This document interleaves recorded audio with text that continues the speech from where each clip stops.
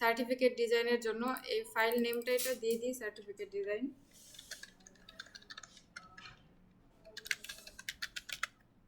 ওকে, certificate ডিজাইনের যে মাপটা এটা হচ্ছে A4 সাইজ বা লেটার সাইজ, যেটা আমরা বলি A4 সাইজ স্ট্যান্ডার্ড সাইজ, এটাই 11 আর হচ্ছে 8.5। আমাদের এটার ওরিয়েন্টেশন থাকে হচ্ছে ল্যান্ডস্কেপ ওরিয়েন্টেশনে থাকবে। ইঞ্চিতে নিয়েছি আমরা আপাতত কাজ করতেছি, আপনি যে কোনোভাবে কাজ করতে পারেন, আর জাস্ট মাপটা ওইভাবে কনভার্ট করে নেবেন। যদি আপনি পয়েন্টে করেন, আমি এখানে ইঞ্চিতে যেমন দিচ্ছি এই মাপটা আপনি গুগল ক্রোমে যাবেন, গিয়ে কনভার্ট করে নেবেন যে এত ইঞ্চি সমান কত পয়েন্ট, এটুকু আশা করি পারবেন।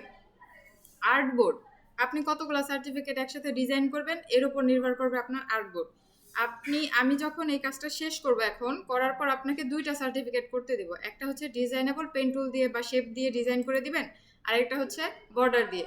তার মানে দুইটা সার্টিফিকেট করবেন। এখন আপাতত করার জন্য দুইটা আর্টবোর্ড নেবেন, ঠিক আছে? আর যদি একটা করেন একটা নেবেন, কিন্তু আমি কাজ দিব দুইটা করার জন্যই। এরপরে ব্লিড এরিয়াটা দিব ইঞ্চির ক্ষেত্রে 0.125, কালার মুড CMYK, রাস্টার ইফেক্ট 300 PPI, এগুলো সব ঠিক আছে। দেন ক্রিয়েট।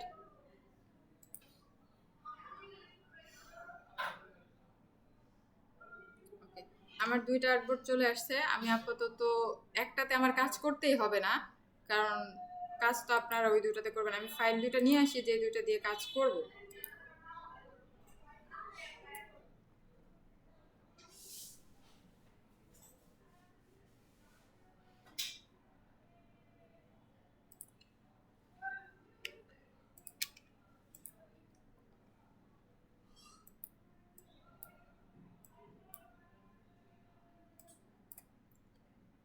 এই ব্যাচটা কেন আনলাম?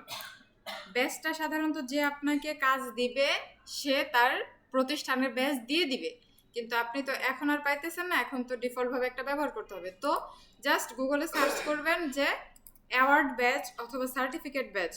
অ্যাওয়ার্ড ব্যাচ, অ্যাওয়ার্ড ব্যাচ লিখে সার্চ করলে বিভিন্ন ধরনের ব্যাচ পাবেন। এটা আপনি ডাউনলোড করে নেবেন। এরপর ফটোশপ থেকে ওইটার হচ্ছে ব্যাকগ্রাউন্ডটা রিমুভ করে PNG সেভ করে এরপর আপনার ইলাস্ট্রেটরে ব্যবহার করবেন, ঠিক আছে? এই ডিজাইনটা নিয়ে কিছু দেখানোর কিছু নাই, জাস্ট এই বর্ডারটা কি দিছে এবং লাইন আর্টটা কি দিছে। লাইন আর্টটা আনা মানে ডিভাইডার লাইনটা আনা, আর হচ্ছে কারণ ডিভাইডার লাইন তো এখন আমরা আর্ট করব না, এই আর্ট করাগুলোর জন্য আমাদের টাচ প্যাড দরকার, সেটা আমাদের নাই। সেক্ষেত্রে ওটা বাদ, ওইটা আমরা কিভাবে বাইরে থেকে ব্যবহার করবো ওটুকু দেখবো। আর এই যে যে বর্ডারটা দিছে এইটুকু জাস্ট একটু দেখে নিই এটা কিভাবে দিছে। আমি আর্টবোর্ড সাইজ করে একটা শেপ নিয়ে নিই। আমার আর্টবোর্ড সাইজটা কত ছিল? উইথ ছিল 11, হাইট ছিল 8.5। দেন ওকে, আমি এই আর্টবোর্ডটাকে এই শেপটাকে এই আর্টবোর্ডের সাথে অ্যালাইন করে দিই।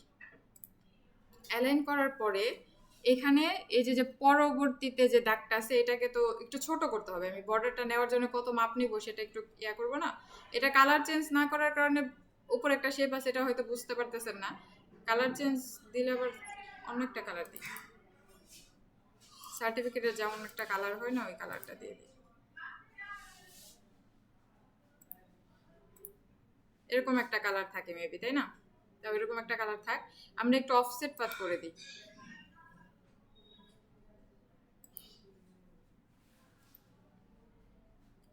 সার্টিফিকেটে সাধারণত এই অফসেট পাতটা -0.5 রাখা হয়, মানে -0.5।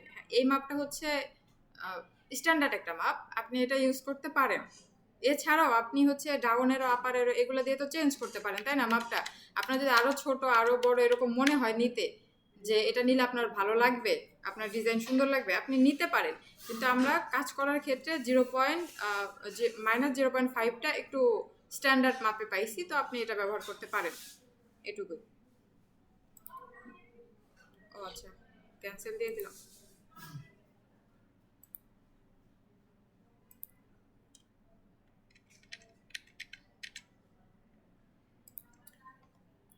এই কাজটা করার পর এইটাকে আমি জাস্ট Ctrl+C Ctrl+F দিয়ে কপি করে আরো একটু ছোট করে দিই একটা।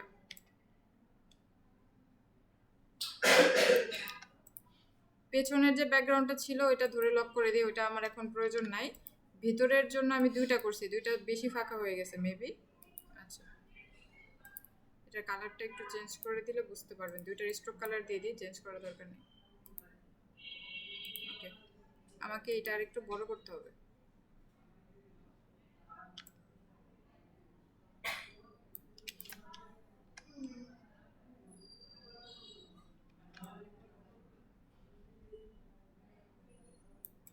ওকে, এরকম থাক। এরপরে এইটুকুকে ও কি করছে, জাস্ট একটা গ্রেডিয়েন্ট টাইপ কালার দিছে। এখানে জাস্ট একটা গ্রেডিয়েন্ট টাইপ কালার দিছে, এখানে হালকা একটা গোল্ডেন আছে, এখানে গাঢ় একটা গোল্ডেন কালার আছে। তো এটাকে আপনি স্ট্রোককে গ্রেডিয়েন্ট কালার তো দিতে পারেন, তাই না? সকলেই এই কাজটা পারেন। তারপরে আমরা দেখি ফিল কালারটা অফ করে দিই, 2টাকে ধরে জাস্ট ফিল কালার অফ এবং গ্রেডিয়েন্ট কালারে যাই। গ্রেডিয়েন্ট কালারে যাওয়ার পর আমরা স্ট্রোকে একটা গ্রেডিয়েন্ট কালার দিয়ে দিই। স্ট্রোকটাকে উপরে উঠাই, দেন স্ট্রোকের উপরে গ্রেডিয়েন্ট কালার অ্যাপ্লাই করি। স্ট্রোকটা একটু বাড়াই দিই। ওকে, এরকম থাক। এখন এই কালার তো চেঞ্জ করতে পারেন, এগুলোতে তো আর কিছু বলার নাই। আমি জাস্ট ওইখানে যেমন কালার আছে তেমনই দিতেছি না, আমি জাস্ট ডিফল্টভাবে একটা দিয়ে রাখতেছি। যে কালার এভাবে দিয়ে এখান থেকে ডিরেকশন চেঞ্জ করে দিবেন, মানে এক পাশে গাঢ় এক পাশে হালকা, কোন পাশে গাঢ় হালকা রাখতে চান, ডিরেকশন কিভাবে রাখতে চান এটা আপনি চেঞ্জ করে দিবেন। এইটুকু প্রত্যেকে পারেন, তাই বারবার রিপিট করার প্রয়োজন নেই। এরপরে হচ্ছে এই নিচের কাজটুকু, এটুকু পেন টুলের কাজ, এটুকু পারবেন। এইখানেও সেম একটা শেপ নিছে, তার উপরে জাস্ট এই ব্যাসটাকে ওই ব্যাকগ্রাউন্ড রিমুভ করে এনে বসাইছে। ব্যাকগ্রাউন্ড রিমুভ এটা প্রত্যেকেই পারেন, তাই এইটুকুর মধ্যে আর কিছু দেখাবো না। এই ডিজাইনটাকে এইভাবে কমপ্লিট করে দিবেন। ওকে, এটা অফ করে দিই। এখন আমরা যাব পরেরটাতে। বর্ডার দিয়ে যে ডিজাইনটা করে এটা কিভাবে করব। এই যে যেমন একটা বর্ডার দিছে, এই বর্ডার দিয়ে ডিজাইনটা করে এটা কিভাবে করব। আমরা সেম আগের প্রসেসে একটা শেপ নিব আর্টবোর্ড সাইজ করে 11 8.5, দেন ওকে, এবং এই শেপটাকে এই আর্টবোর্ডের সাথে অ্যালাইন করে দিই। অ্যালাইন করার পর এটাকে একটু কালার চেঞ্জ করে দিই।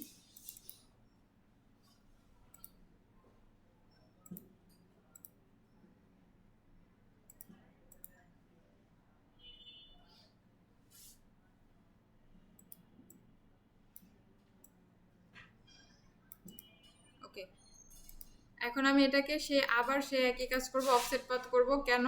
কারণ আমি বর্ডারটা দিব, এইখানকার বর্ডারও সেম একই মাপেরই হবে। এখানকার বর্ডারটাকেও আমি -0.1 0.5 125 না 0.5 রাখার চেষ্টা করব। অফসেট পাথ থেকে -0.5 অটোমেটিক্যালি আসে, প্রিভিউ অন করা আছে, দেন ওকে। আমার এখানকার যে ফিল কালারটা আছে, ফিল কালার প্রয়োজন নেই, ফিল কালারটা অফ করে দিই এবং বর্ডারটাকে এই ডেকোরেটিভ বর্ডার বানাবো। এটা করার জন্য আমি যাব উইন্ডোতে। এটা সিলেক্ট থাকা অবস্থায় আমি যেটা অফসেট পাথ করলাম, আমি যদি এইটা সিলেক্ট রাখি এটার বর্ডারে চলে যাবে, কিন্তু আমার কাজ করতে হবে কোনটায়, ভিতরে যে কাজটা নিছি ওইখানে বর্ডার দিতে চাই, তাই না? তো এটা সিলেক্ট থাকতে হবে, এটুকু মাথায় রাখবেন। এটা সিলেক্ট না থাকলে কিন্তু কাজ হবে না, বা আপনি যেটা চাইতেছেন সেভাবে পাবেন না। ওকে, এটা নেওয়ার পরে আমি যাব উইন্ডোতে। উইন্ডো থেকে যাব হচ্ছে নিচের দিকে একটু যাই, ব্রাশ লাইব্রেরিজ বা লাইব্রেরিজ এরকম একটা অপশনস আছে, একটু খুঁজে বের করি। হ্যাঁ, এই যে ব্রাশ লাইব্রেরিজ, এখান থেকে যাব বর্ডারে। বর্ডার থেকে যাব এই border dash, border decorative, border frame, বিভিন্ন ধরনের আছে, আপনি যেটা ইচ্ছা ইউজ করতে পারেন। সব প্রসেস একই, আমরা জাস্ট একটা দিয়ে শিখি আপাতত, কিন্তু আপনি প্রত্যেকটা ব্যবহার করে দেখবেন কোনটায় কি আছে। নেওয়ার প্রসেস সেম। ওকে, বর্ডার ডেকোরেটিভে চলে যাই। যাওয়ার পরে আমাদের এই ডেকোরেটিভ প্যানেলটা চলে আসছে। এখান থেকে আমি কোনটা নিব জাস্ট ক্লিক করব, এটা সেট আপ হয়ে যাবে। আমার যে বর্ডারটা সিলেক্ট করা আছে ওই বর্ডারের উপর এটা সেট আপ হয়ে যাবে।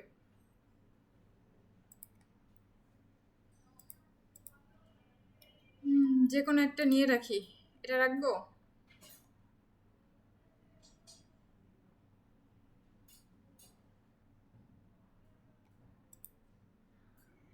আচ্ছা থাক, যে কোনো একটা থাক আপাতত। আমরা এটাকে কালার চেঞ্জ করব, আরও অনেক কাজ আছে। তো এটা সাপোজ আমি এটা নিব, আপনার ডিজাইনের ক্ষেত্রে আপনার যেটা প্রয়োজন আপনি নেবেন। নেওয়ার পরে এটা তো সিলেকশন আছে, তাই না? থাকা অবস্থায় এটাকে তো এখন আমার কালার চেঞ্জ করতে হবে। কালার চেঞ্জ করতে চাইলে আমি একটু একটাকে ভেঙে দিই, অবজেক্ট থেকে এক্সপ্যান্ড অ্যাপিয়ারেন্স করে দেন আবারও এক্সপ্যান্ড করে দিই। ওকে, এটা যখন ভেঙে দেওয়া হয়েছে এখন আমি এটাকে কালার চেঞ্জ করতে পারবো। ঠিক আছে? প্রত্যেকটা স্টেপে আপনি প্রত্যেকটা কিছুর এখন কালার চেঞ্জ করতে পারবেন ভিতরে। ওকে, মানে আপনি আপনার ইচ্ছা মতো এটাকে ডেকোরেটিভ করে নিতে পারবেন। একটা ডেকোরেটিভ নিলেন, ডিজাইন নেওয়ার পর এটাকে এক্সপ্যান্ড করে দিয়ে এরপর হচ্ছে এটার কালার চেঞ্জ করতে পারবেন, ফিল কালার, স্ট্রোক কালার সব কিছু চেঞ্জ করতে পারবেন। ওকে, এটুকু যদি কাজ শেষ হয়ে থাকে, মানে আমার বর্ডার নেওয়া শেষ, নিচের ব্যাকগ্রাউন্ড নেওয়া শেষ, এটাকে ধরে লক করে দেবেন, Ctrl+2 দিয়ে লক, এরপরে বাকি কাজটুকু শেষ করবেন। এইটুকু করতে তো কারো প্রবলেম হবে না। এটুকুতে কারো সমস্যা হবে? আর মানে মাঝখানে লেখাতে কারো সমস্যা হবে? ওকে, তাহলে এখন আপনারা হচ্ছে দুইটা ডিজাইনই করবেন। লেখাটুকু আমি দেখাইতেছি না, যদি সমস্যা হয় কারো বলেন, তাহলে আমি লেখাও দেখাবো। হ্যাঁ, ইমেজ তো অবশ্যই দিয়ে দিব, কিন্তু জাস্ট কতটুকুতে সমস্যা হওয়ার কথা ওইটুকু আমি দেখাই দিতেছি। হ্যাঁ, ওকে। ডিভাইডার লাইনটা ব্যবহার করব। এটা কিভাবে ব্যবহার করব? ডিভাইডার লাইনটা হচ্ছে, সাপোজ এটা আমি ওপেন করি। ওপেন করার পর আমাকে একটু খুঁজতে হবে যে আমি ইপিএস ফাইলটা পাই কিনা। ঠিক আছে, এটা যে ডাউনলোড করব, ডাউনলোড করার সময় এই যে এখানে কোনটা আছে, ইপিএস ফাইলটা আছে, তো ইপিএস ফাইলটা হচ্ছে ডাউনলোড করব। এখান থেকে এটা এডিট করা যায়। এই যে ইলাস্ট্রেটরে ওপেন হয়েছে, খেয়াল করছেন? আমার ফাইল, ইপিএস ফাইল যেটা ডাউনলোড করলাম, ওটা ওপেন করার পর এখানে ওপেন হয়েছে, দেখছেন? এটা আমি এখন নিয়ে আমার ডিজাইনে ব্যবহার করতে পারবো। আমার ডিজাইনে নিয়ে চলে যাই, এখন এটা আমি ব্যবহার করতে পারবো। এটা উপরে নিয়ে এসে